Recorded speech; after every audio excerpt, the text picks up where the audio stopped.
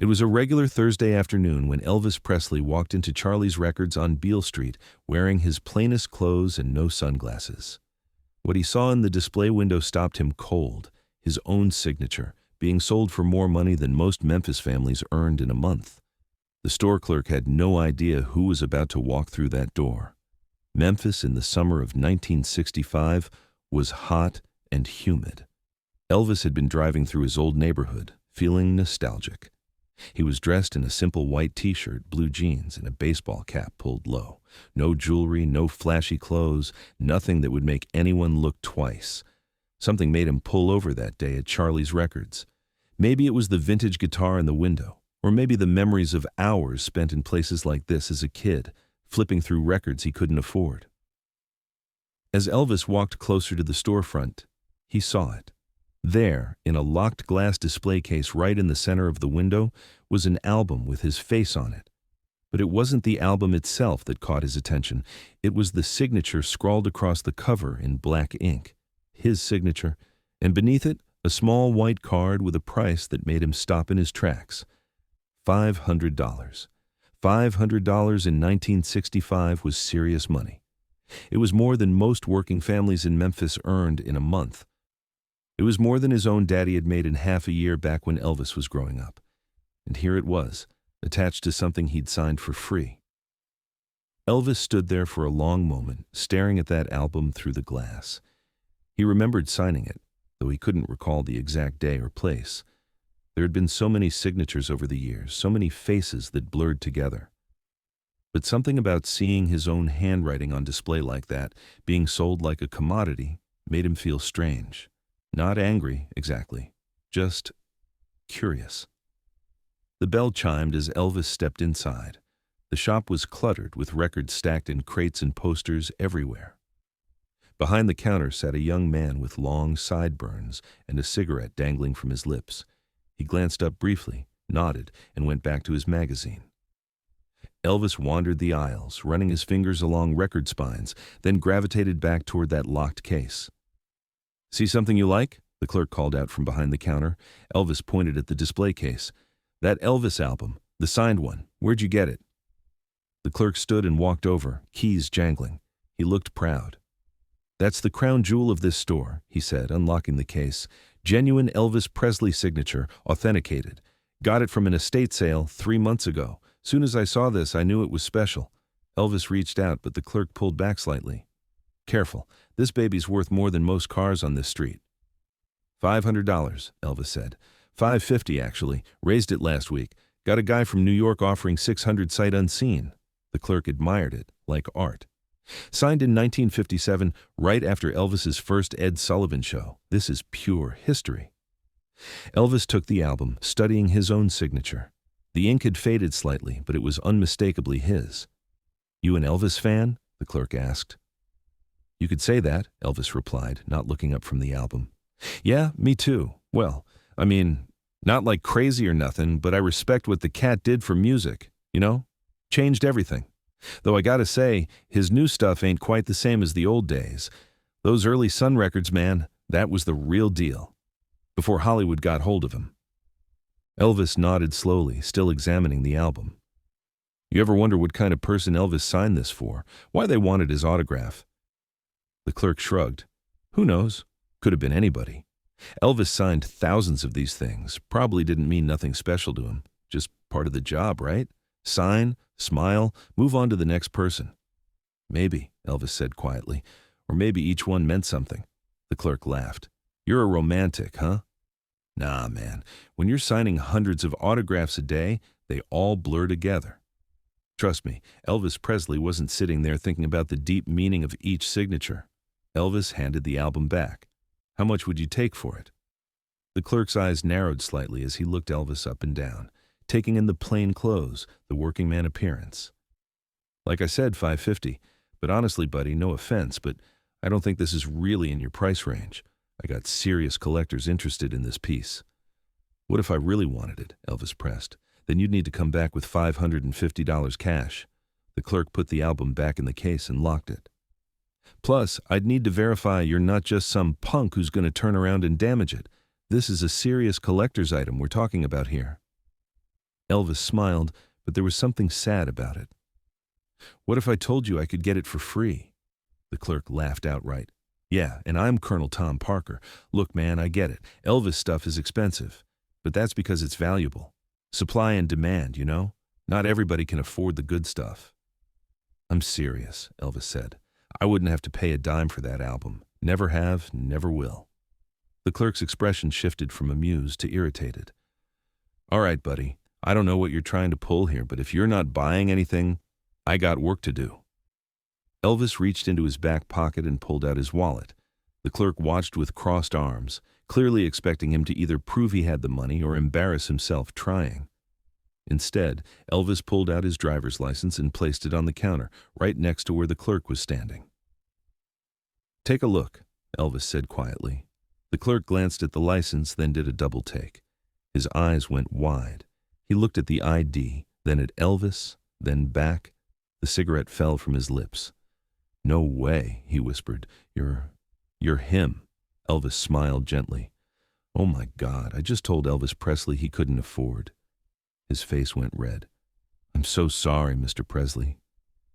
"Hey, it's all right," Elvis said, his voice calm and kind. "You didn't know. That's the whole point of dressing down, right? Sometimes I like to just be a regular person. But I said those things about your music, about Hollywood. And I told you that you didn't think about the autographs, that they didn't mean anything." The clerk looked like he might actually cry. Elvis picked up the license and put it back in his wallet. "You know what? You weren't wrong about some of that. Hollywood did change things, and yeah, when you're signing hundreds of autographs, sometimes they do blur together." He paused, looking back at the locked case. "But not this one. I remember this one now." "You do?" The clerk's voice was barely a whisper. "Yeah, that signature right there. I signed that in 1957, but not after the Ed Sullivan Show. It was after a concert in Tupelo, Mississippi, my hometown. There was this kid, couldn't have been more than 16, waiting by the stage door in the pouring rain. Everyone else had gone home, but he stayed. He had this album clutched to his chest like it was the most valuable thing in the world, trying to keep it dry under his jacket. When I came out, he didn't scream or jump around like the others usually did. He just looked at me with these serious eyes and said, 'Mr. Presley, would you sign this? My daddy's dying of cancer and your music is the only thing that makes him smile anymore.'" The clerk was completely still, hanging on every word. I took that album, and I remember my hand was shaking a little because this kid's eyes were so earnest, you know, so full of hope that somehow my signature was going to make his daddy feel better. I signed it, and I wrote something on the back too, something about music being medicine for the soul. Elvis's voice got quieter. 2 weeks later, I got a letter from that same kid. His daddy had passed away, but he was holding that album when he went. The kid said it gave his father peace. The clerk's eyes were glistening now. I didn't know. The estate sale, they didn't tell me." "How would they know?" Elvis said gently. "Stories don't always travel with the objects. But that's okay. That album did what it was supposed to do. It helped somebody when they needed it. Now it's just a record again, waiting for the next chapter." There was a long silence in the shop. Outside, cars passed by on Beale Street. People went about their business, completely unaware of what was happening in this small record store. Finally, the clerk spoke. Would you want to buy it? I'd give it to you, of course. I couldn't possibly charge you for your own signature." Elvis shook his head. "Nah, you keep it. Sell it to that collector from New York if you want. Get your $600. But maybe," he pulled out a pen from the counter, "maybe you got another album in here I could sign? Something you could sell for even more." The clerk practically ran to the back of the store and returned with 3 different Elvis albums, his hands shaking so badly he almost dropped them. "These, sir, any of these, all of these, whatever you want." Elvis took his time with each one, signing them carefully, adding little messages and the date. "To Charlie's Records, Keep the Music Alive, EP, June 17th, 1965 on 1. Sometimes the best things in life are free, Elvis Presley on another. The real value isn't in the signature, it's in the song, EP 1965 on the 3rd. When he finished, he handed them back. "There you go. 3 more pieces of history for your collection. The clerk was actually crying now, not even trying to hide it. "Mr. Presley, I don't know what to say. Thank you. Thank you so much. I'm sorry for—" "Stop apologizing," Elvis said, putting a hand on the young man's shoulder. "You were just doing your job, protecting something valuable. That's good. That shows you care about what you do. Besides, you gave me a gift today, too." "I did?" "You reminded me why I sign autographs in the first place. Not because they're going to be worth money someday, but because in that moment they might mean something to somebody. They might bring a little joy or a little comfort or a little hope. That's worth more than $500 any day."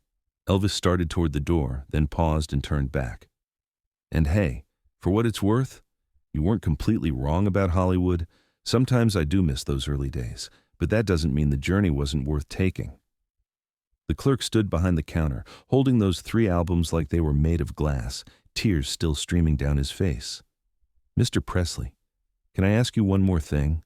"Sure. That kid from Tupelo, the one whose daddy died, did you ever hear from him again?" Elvis smiled, but there was a sadness in it. "No, but I think about him sometimes. I think about all the people whose lives I've touched without even knowing it. That's the strange thing about fame. You become part of people's stories, but you never get to read the whole book." After Elvis left, the clerk stood in that empty shop for nearly an hour, just staring at those 3 signed albums. He never did sell them. Instead, he hung them on the wall behind the counter, where they stayed until he retired 40 years later. And every time someone asked about them, he'd tell this story, about the day Elvis Presley walked into his shop and taught him that the real value of anything isn't in its price tag, but in the human connection behind it. As for the original album, the one in the locked case, the collector from New York did buy it for $600. But before he shipped it out, the clerk did something Elvis would have appreciated. He wrote down the story, the real story, about the dying father and the son in Tupelo, and he included it with the album. Because Elvis was right.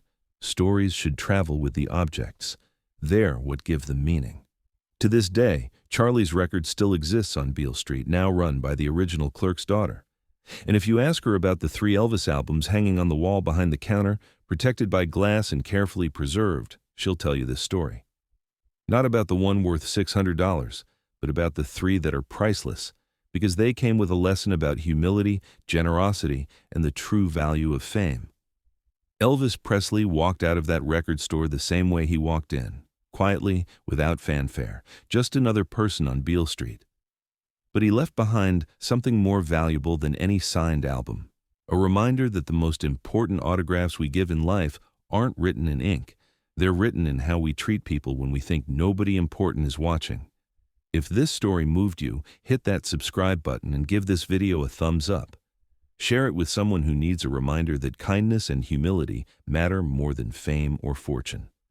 Have you ever had an encounter with someone famous who turned out to be completely different than you expected?